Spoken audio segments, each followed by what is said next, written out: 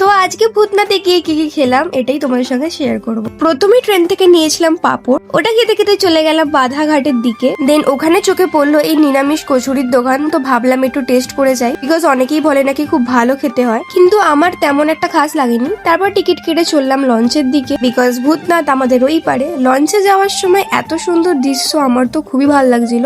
আর ওখানে নেমে দেখি ভূতনাথে তো মেলা বসেছে, অনেক কিছু পাওয়া যাচ্ছিল শিব ঠাকুরের। দিন মেলার মধ্যে অনেক কিছু পাওয়া যাচ্ছিল।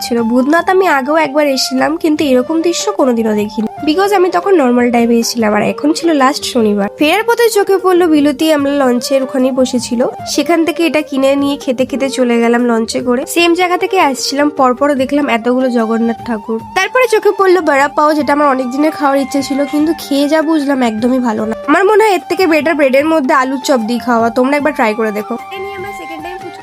ফার্স্ট বারটা ক্যাপচার করতে ভুলে গেছি, এটা ঘুগনি ফুচকা ছিল। এই ফুচকা খেয়ে আমার মনে হয়েছে আমাদের আলু ফুচকাই ভালো। তারপর কি বিরিয়ানি খেয়ে বাড়ির দিকে রওনা দিলাম।